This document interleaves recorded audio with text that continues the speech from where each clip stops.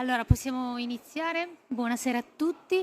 Io sono Veronica Nicolardi, sono codirettrice di Yeast Photo Festival, codirettrice insieme a Flavio e Frank che hanno fondato insieme a me il festival grazie anche al lavoro delle associazioni culturali On The Move e Be Safe. Qui insieme a me è Cristina Nadotti, giornalista di Repubblica, Green&Blue, ed Edda Fahrenhorst, che è la direttrice artistica di Yeast Photo Festival. Innanzitutto io vorrei ringraziare gli organizzatori della fiera per l'opportunità di essere qui.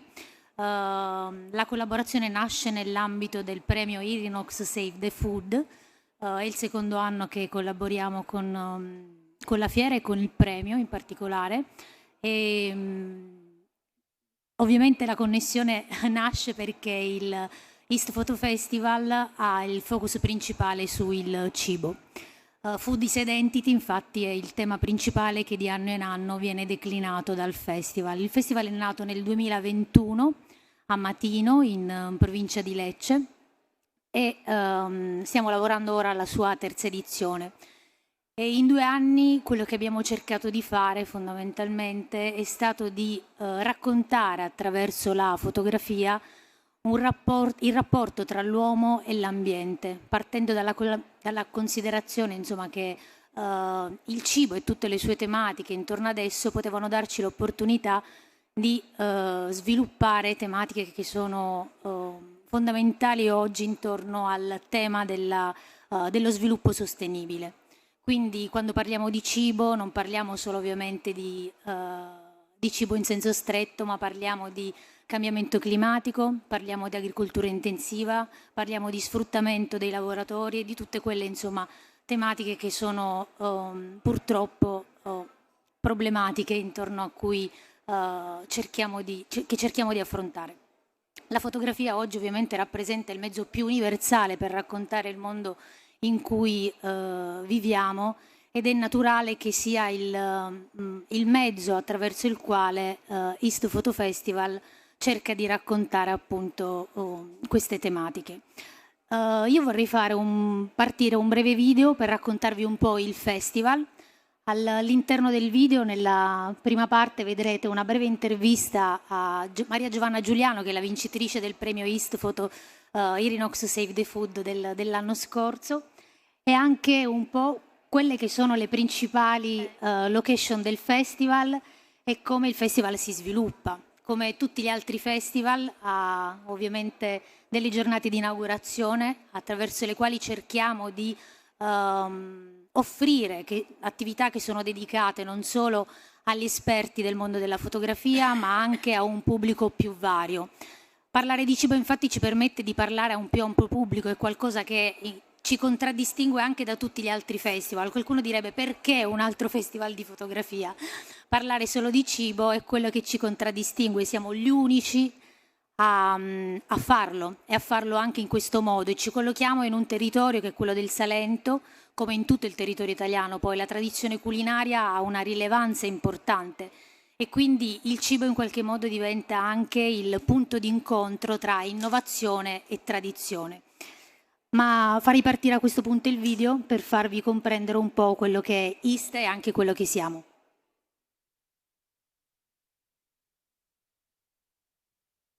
L'audio del video si può...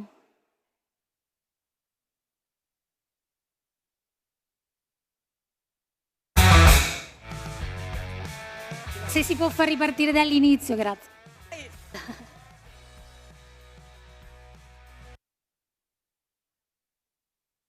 Food is where I managed to find myself and discover myself.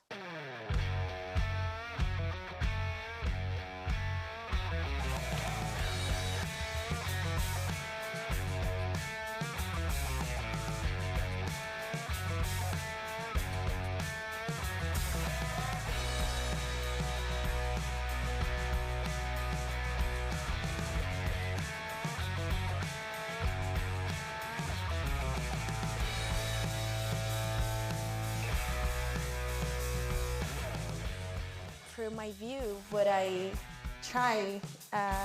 aim to do is to get people as close as possible to the food they choose every day. and to be aware of the choices that we make every day.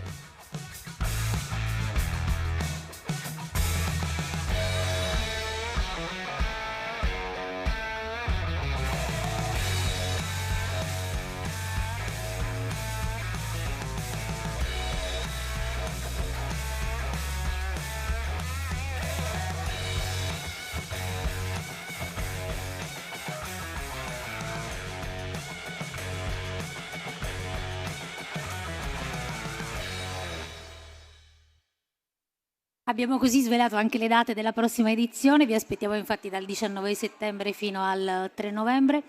Come avete potuto vedere abbiamo il festival, come tanti altri festival ovviamente si caratterizza per avere diverse sedi espositive che sono dislocate principalmente nel centro storico di Matino. Dall'anno scorso abbiamo deciso di estendere sul territorio del Salento il festival e abbiamo avuto la fortuna di collaborare con Artwork Cultura, che ci ha dato l'opportunità di avere un'ulteriore sede espositiva a Lecce, e l'obiettivo è quello proprio di creare un festival diffuso su tutto il Salento.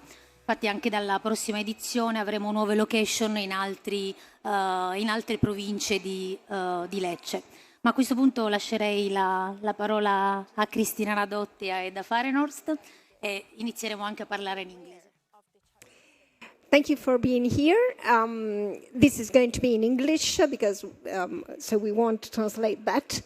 And you are more than welcome to ask questions and talk to us. We would like very much. We were talking with Edda and saying that we would have liked to be in front and not behind this table, but it's okay. Please do feel free to talk to us whenever you want.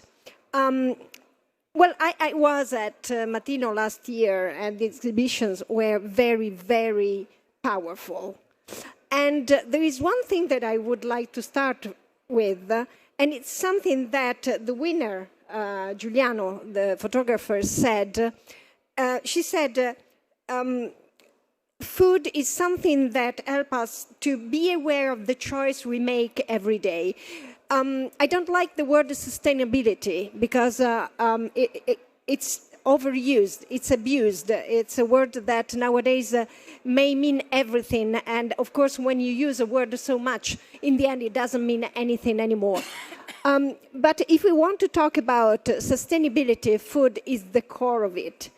And choice, choosing what you want to eat, choosing why you want to eat that, it's important. Edda, this is my first question to you, and we'll be talking more or less. How can photography help this choice by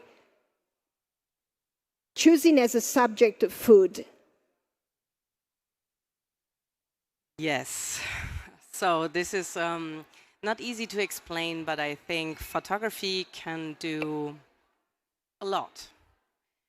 Photography can tell you some stories, can narrate stories of eating, of having food, of coming together. It can explain where food comes from. Oh, can you hear me? I'm sorry. Photography can explain where food comes from, and photography can explain what food is about. So what is food? Food is society, food is product, food is identity. So this is one of our subtitles from the festival. So photography is, I think, in between us and the food in this special case.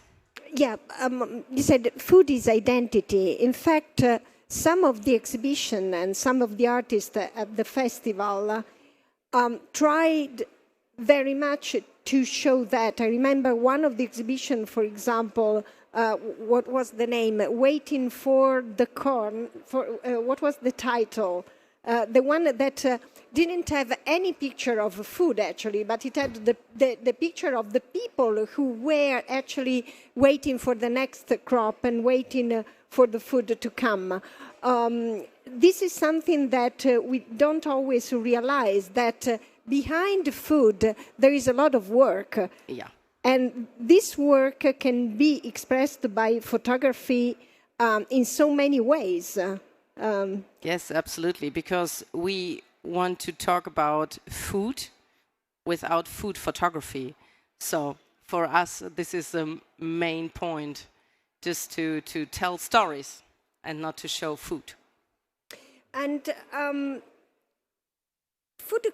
food photography nowadays, I mean, I think that photographers, for many reasons, even if they are very highly specialized photographers or renowned artists, have to cope with the kind of pictures that come out in our mobile phone every day. So food photography, the worst aspect of food images, not food photography, the worst aspect of food images are the images of plates that we see on our mobile phones. One of the thing that you are trying to do is to reverse that idea. Another of the exhibition, and forgive me if I don't remember the name of the artist, but I'm an old woman. Another of the exhibition that I remember in Matino was the one of the artist who photographed, I think that we can see some here also, the last meal of the people who were going to be executed. Yeah. And that reminds me what we see on our mobile on another level. Absolutely. So yes, for us it was important to think about, as I said, and one of our main focuses last year, the title of the last year was Soul Food and Beyond, was to talk about and to think about the Last Supper. So the story was called No Seconds from Henry Hargraves, and this was close to a group exhibition we had about the Last Supper, where 6 photographers took new photographs of their idea, of their vision of the Last Supper. So we thought about what is the meaning of this Last Supper for everybody of us. If you were, I mean, when you look at the picture, you are, of course, an expert. When you look at a picture that has an element of food, what are the things that you look for to define that picture, a picture that, as you said, can give the idea of identity, of culture behind the food? So yes, first of all, the photos has to surprise me. So it needs an element I've never seen before. And then I don't know what you feel and what you think when you see photos, but I can smell them, I can hear them, so they have different dimensions, and this is what I see into all of these works. And this is when I feel and when I smell something and when I can think about, so this is the work we choose. This is amazing. In fact, in the moment when you said, I look at a picture and for me, I can smell it, I can, and it is true. In fact, it's a sort of synesthesia that you have, that a work of art probably always have to talk to more or give impression to more than just one sense. It can't just be looking at that. Yeah, and it's not only emotional. It's about all senses you have, and this is for me. It's very important that the work can do this, and I hope in these exhibitions for the audience it's feelable and it's Now, the edition of the Yeast Festival, next edition would be the 3rd one, and this is something that I would like to listen from both of you. what were the most important thing or the unexpected reaction that you had at the festival to some of the exhibition, or something that made you think, well, okay, we have achieved that? Okay, so one of the main goals of the festival is to let kind of different of cultures meet. So we don't talk only about photography, but we are open to host in the festival, above all during the opening time, expert like you, for example, last year, like Alessandro Borghese, sorry, the chef, and other people that talk about food but not using photography. And last year I remember that in the square during the opening there were a lot of people, of children and local people in particular, interested in what the festival was offering them. So it was amazing to see how people were interacting with our proposal, our focus. I remember the next day, I was walking through the square, through the streets of Matino, and a local man asked me, "Oh, I was yesterday in the square." And I listened to Paolo Woods. Paolo Woods was one of the exhibiting photographers at the last edition, talking about the Last Supper. And it was amazing that it was unexpected in some ways that local people could understand and fully understand our intention to bring photography to them and to start talking about food and sustainability about photography. So for me, this was one of the most important main goals we achieved. I want to say hello to Flavio and Frank, that are the co-director of the festival that has just arrived. So yeah, for me, it was very surprising. I'm from Germany, and I don't speak Italian. I just speak English. And so I'm in the middle of Matino. I'm always in the middle of this festival, and I cannot understand so much. But the reactions of the audience was that they understood the photography. And for me, this was really, this was very emotional for me, because it was I was able to talk to them through the photography. And this is what I didn't expect. You said that you want to ask me something, or will I keep on asking things to you? So yes, I would love to Go ask ahead. you also some Go questions, ahead. if you're allowed to. Go ahead, go ahead. So first of all, who are you and what are you working every day by day? As Veronica said, I'm a journalist. I'm at the end of my career, let's say, and I've covered different topics. I used to be a war correspondent. I used to correspond from foreign cities. Lately, I've been working for Green&Blue, and it's a website that mainly focuses, it's inside La Repubblica website, but it's mainly devoted to environment, climate crisis, and so on. And I am specialized mainly in biodiversity. Well, let's say biodiversity. And from this point of view, food is so important. Again, to refer to the exhibition, you had a wonderful exhibition of what happened in Puglia with Xylella. Well, probably the way Xylella was tackled by the media was very different.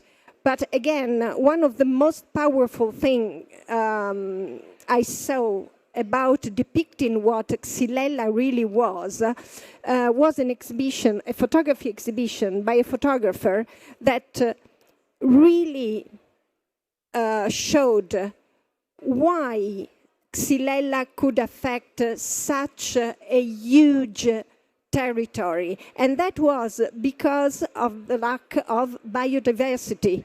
Because in Puglia, there were only olive plant. And when you have only olive plant after olive plant after olive plant, if Xylella spreads, it doesn't have anything that can stop it.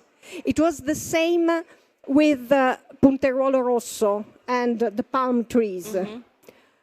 So biodiversity is really something that affects food very much. Absolutely. And again, if you think about what we put in our plates, even in these days when everybody's a cook, everybody want to show how good he is and experiment with kitchen, but in the end, you don't find so much biodiversity in the plates.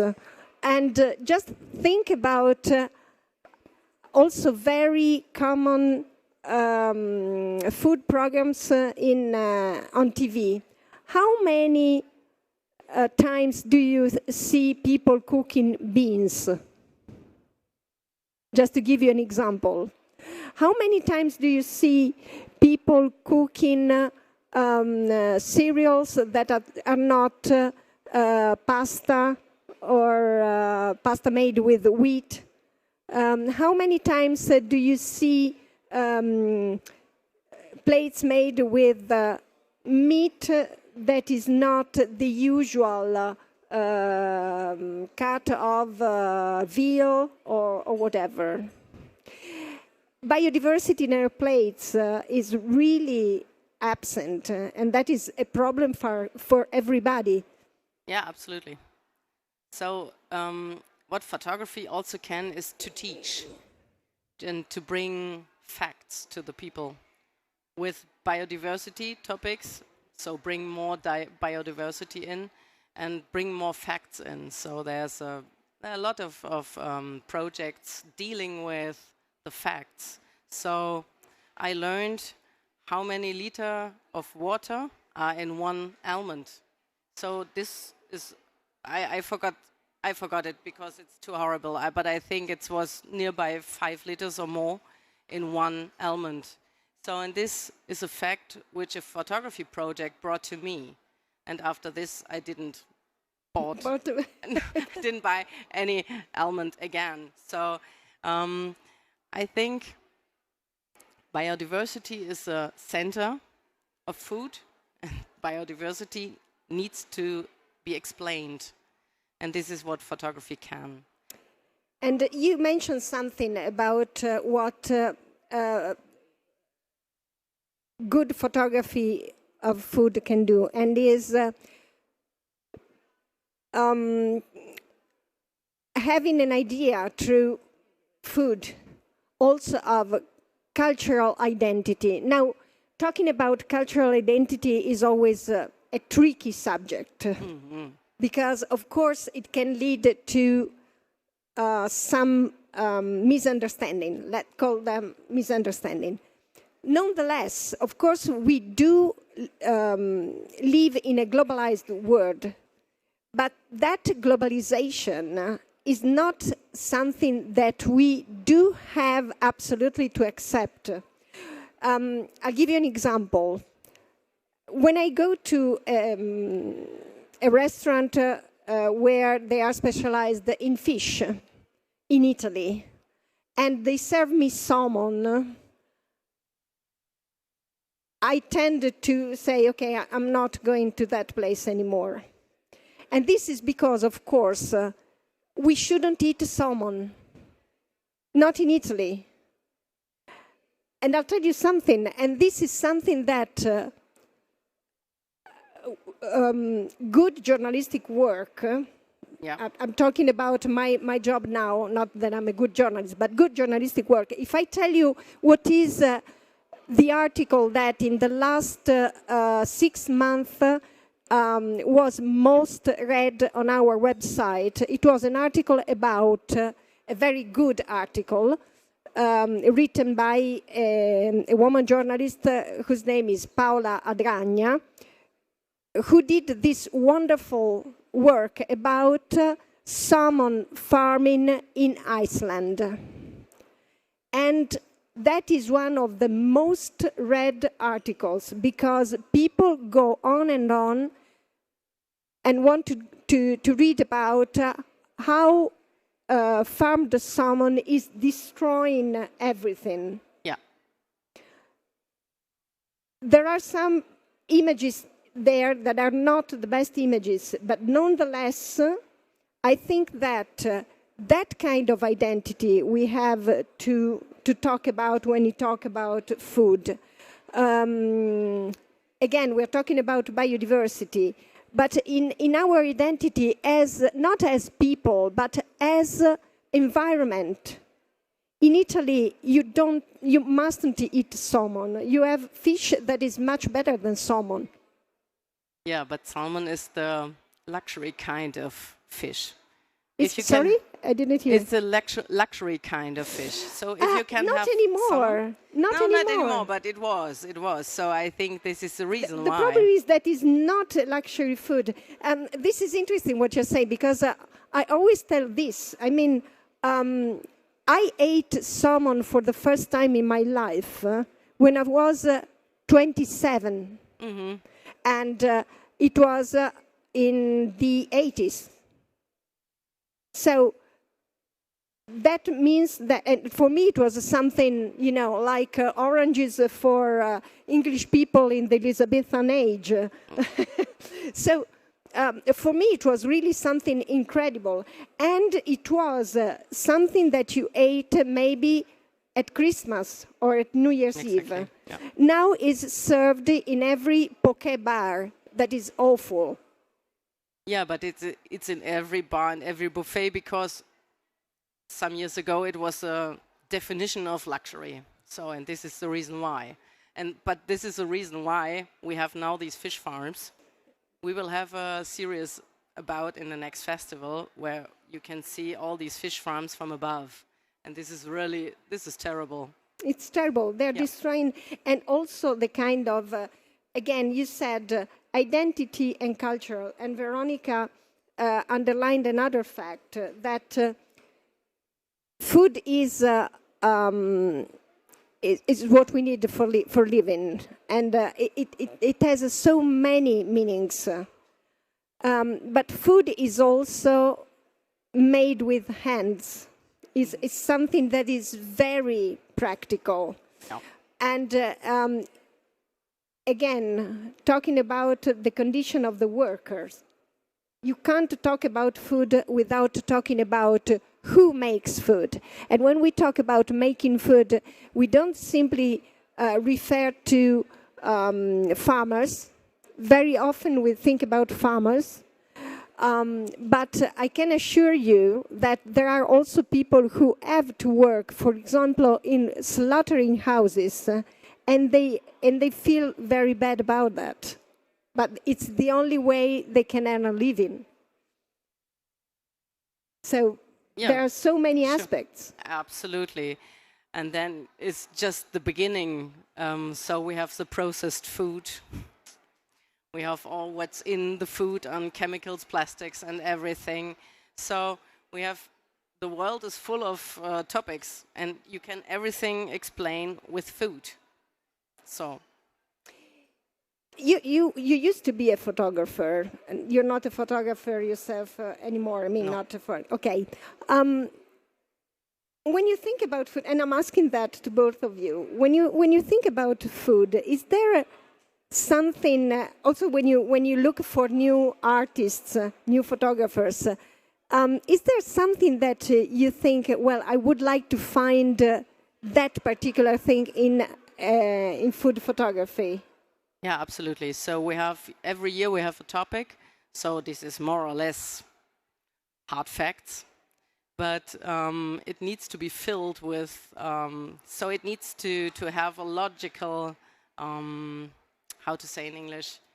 It needs to fit. Everything needs to fit to the other topics. So it is like a puzzle, and you have to explain or to tell one story, one topic, you have to find different puzzle pieces. So, and for this is sometimes it's really a hard research. Yeah. Is there a picture that you would have liked to have taken yourself because it was so good that you said, okay, that is what I meant about food photography? No, I don't think like this, because I studied photography. Yes, I did, but for me, it's much more interesting to see how other people think about their world, and not for me to think about my world. So, yeah. Veronica?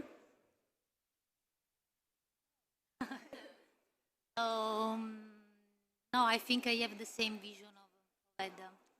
I didn't want to be a photographer, sorry, and I always try to see the world and to understand the world of an eyes, of a look through photography I see. So I try to understand what is behind the project, and so what do the photographers want to tell us.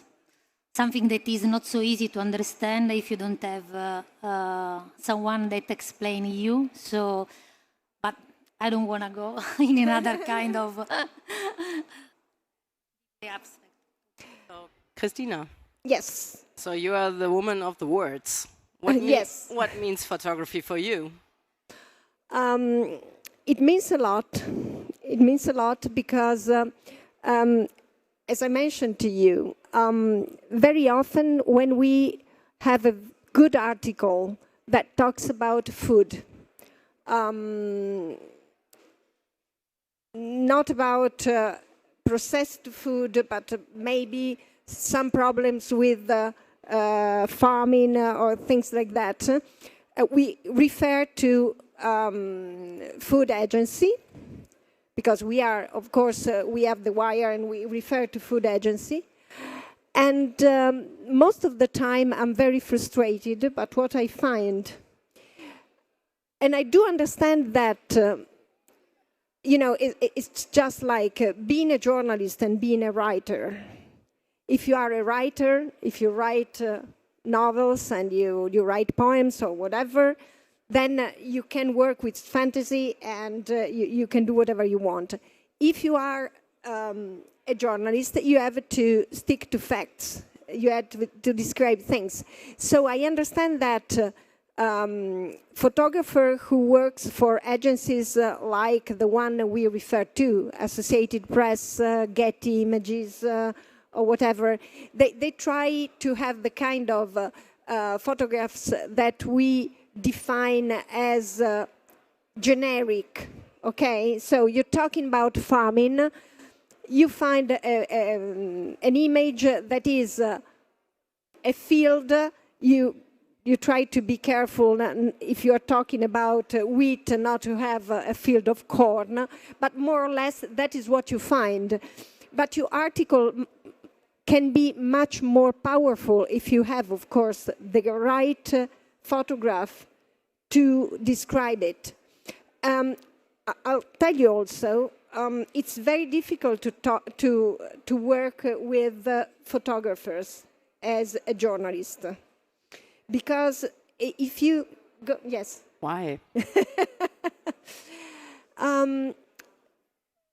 Okay, because of course, if you want to write a story, sometimes you have an idea of the story, okay?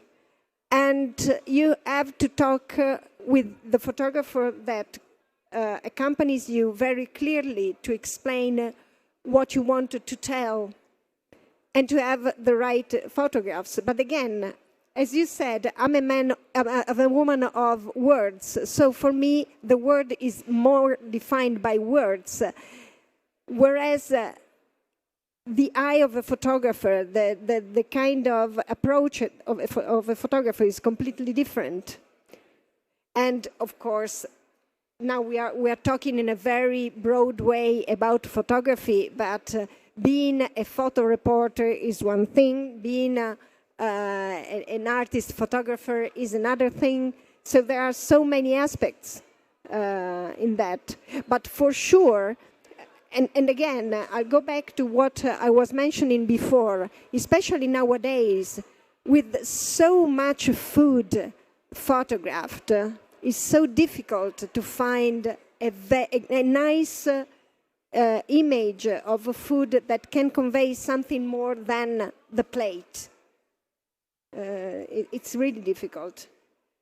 Yeah, absolutely. And I totally understand what you say, because the difference of words and photographs, but I think in the best case they work really together. So, and sometimes they have to, because sometimes photography need words to understand better what happens into the photo. And here, you know, if we talk about photography and journalism, we have to talk about what is happening to the images that accompany articles with artificial intelligence. Yes, that is another problem. Unfortunately, we have to, yes. We have to, because now also in newsroom, you sometimes, from time to time, you listen to people, you listen to journalists who say, oh, well, if we don't have an image, let's go to Mid-Journey Official and put up an image. It's like, no, that's not an image. Yeah, but in Germany, it's half a year ago, so there was the first cookbook or cooking magazine completely filled with AI pictures. So you can buy it into the supermarket and you can't see the difference. So there was recipes about pasta and something. Are you sure you can't see a difference? Because I mean, probably I'm too... I mean, I overestimate myself, but I think it's very evident, even if it's a simple image, but it's got something that is not... So yes, I would say maybe you and I and our audience can see this, but if you're not into this topic, if you're not aware of AI, I think you don't have a chance to see this. As journalists, how do you think we could sort of take action against this kind of images? We have to. And how? So I think newspapers and magazines should make a note. Okay. So they have to underline this picture is made by AI or something. Also the same for festivals and everything. But I think a festival have to decide if it should work, if it will want to work with AI or not, especially photography festival, because AI is not photography. Yeah. AI is pictures, but not photography. So especially photography spaces have to decide what to do. Shall we open the questions to the floor? Yeah, sure. Or any questions?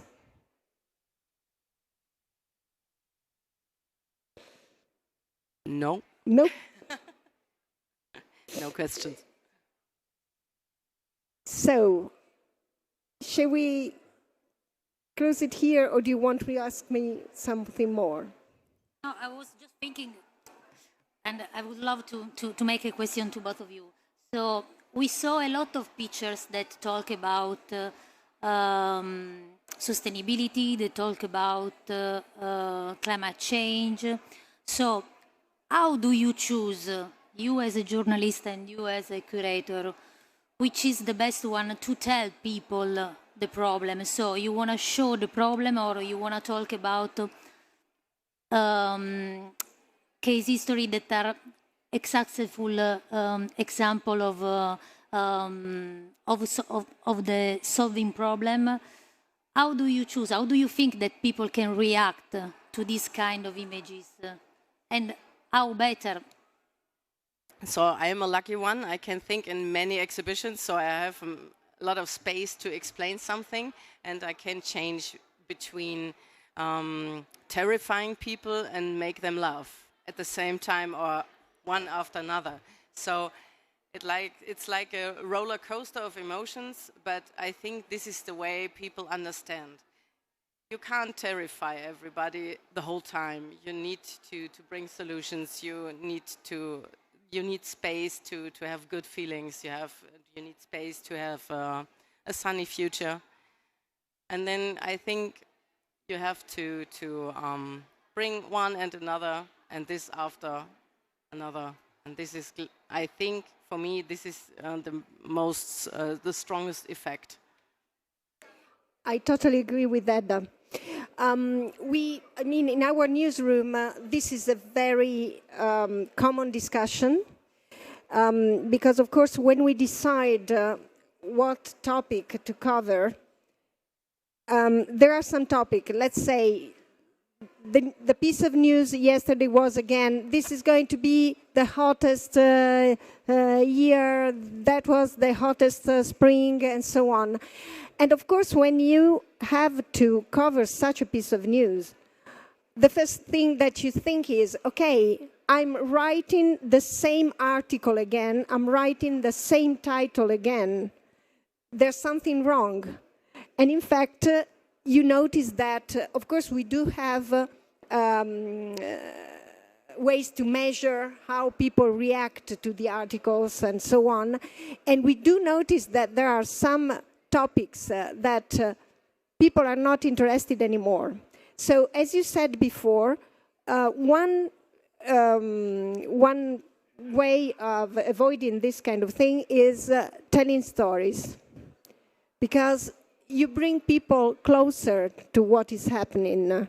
One thing that climate science go on saying day after day, and 2 days ago I was with the climate responsible for the UNHC, the refugee agency of the United Nations, and they have a special climate expert for that.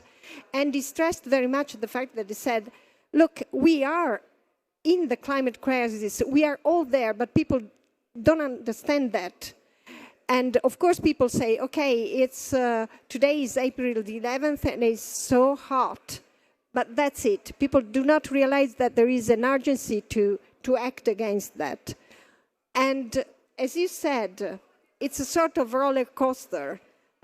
You have to give the piece of news that this was the hottest March ever. But you do also have to say, look, there is something that you can do. With images, with photographs, I tended to be cautious about, because I deal mainly with images, not with photographs.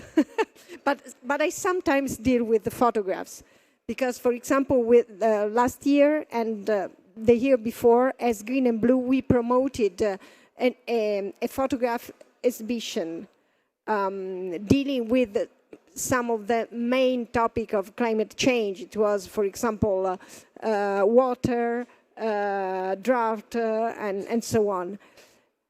And again, how do you convey the idea that Sicily is actually so dry that it's almost a desert? We had this very good photographer who did a wonderful, he's a photographer, not a photo reporter. He did a very good work.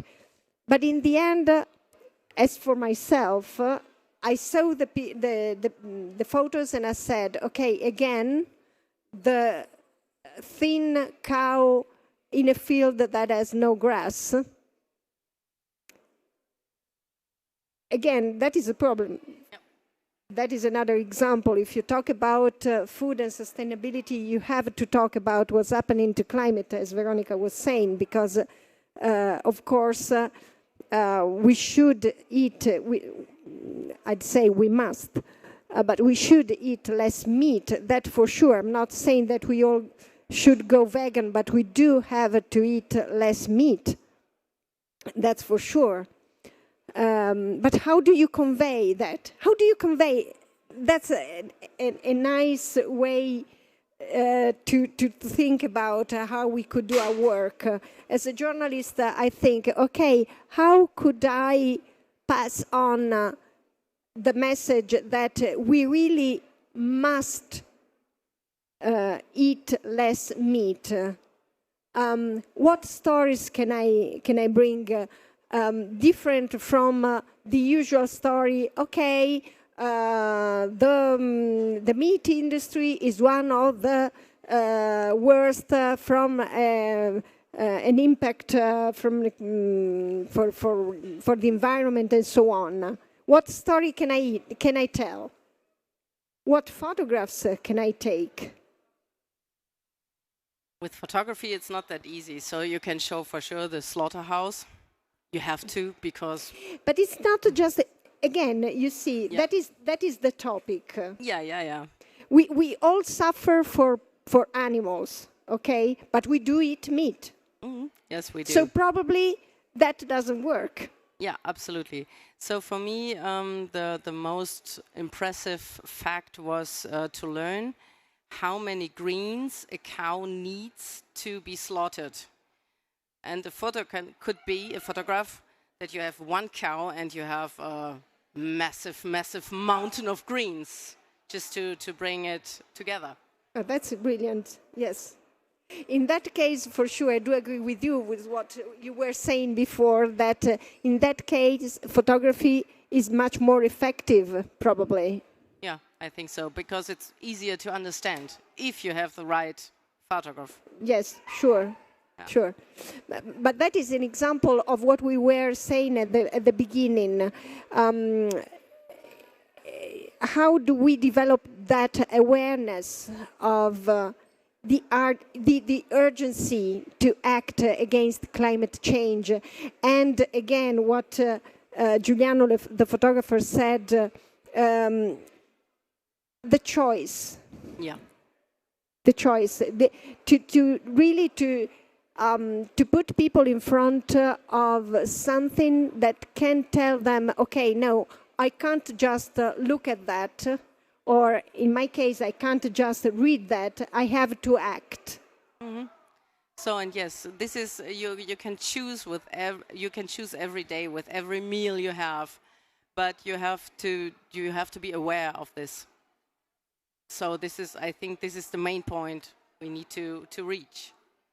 To awareness for every bite. Another interesting topic when it comes to food and sustainability, one of the main topic is food that is wasted every day, everywhere in the world, and that's another interesting topic that we try to cover, and we always try to think about stories that are different from the usual story. Oh, look, there's this wonderful app so that the food is not wasted. Or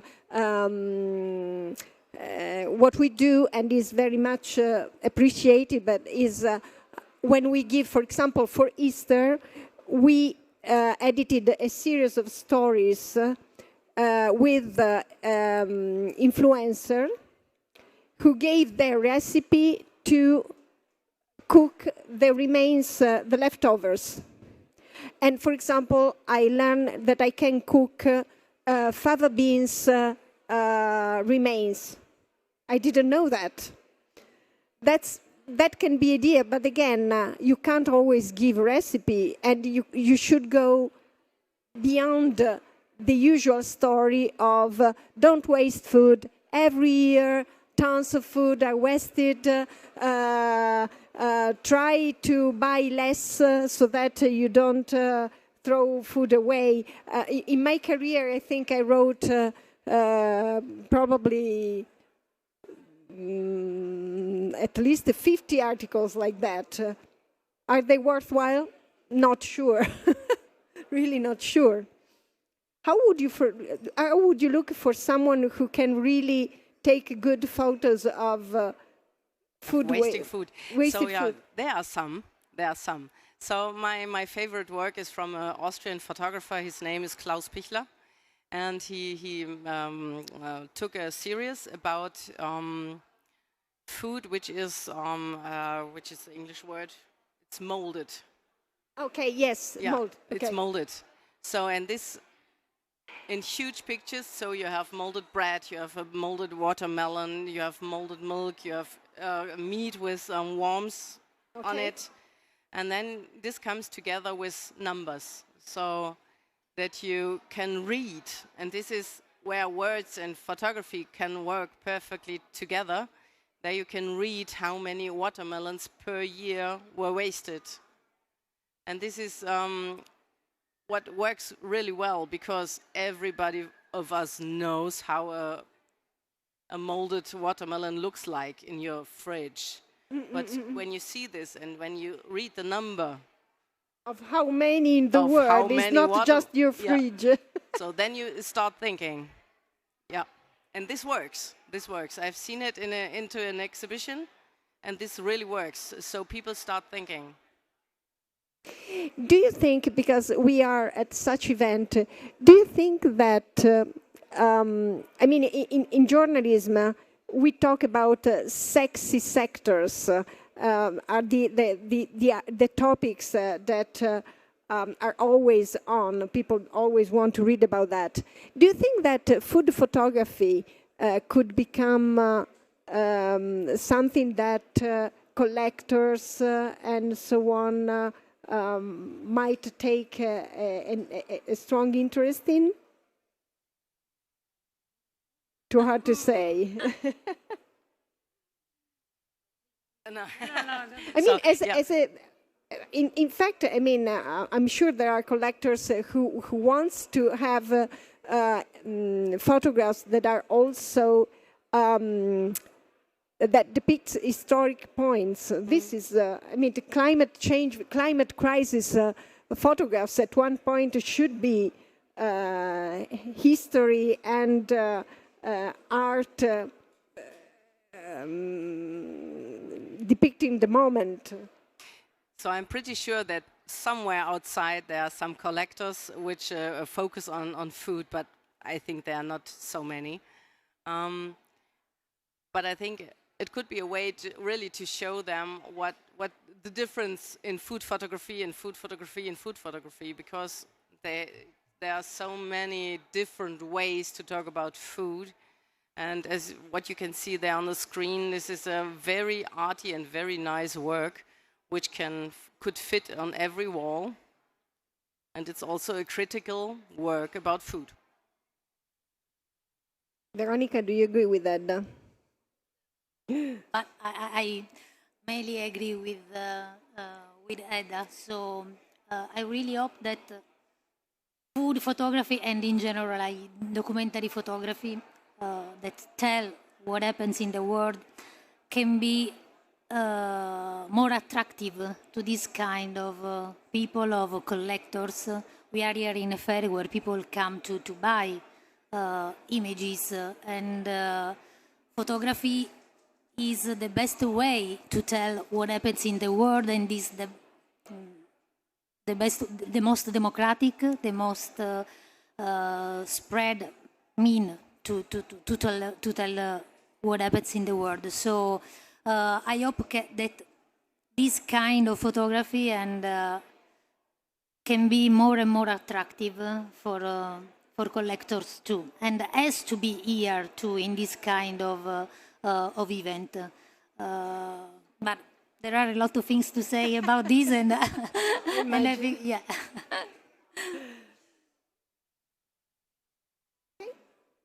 Okay. Leave to you to close. Sorry? Lasciate la chiusura. Yeah, okay. So I want to thank Cristina Nadotti and Edda Fahrenhorst for this moment and all the organization of Mia Photo Fair. And it's now time to announce the winner of the Irinox Save the Food open call. And I think that we have 5 minutes and then we can start again, okay? So just a moment of, okay. Thank you so much to everyone, and see you in a few minutes.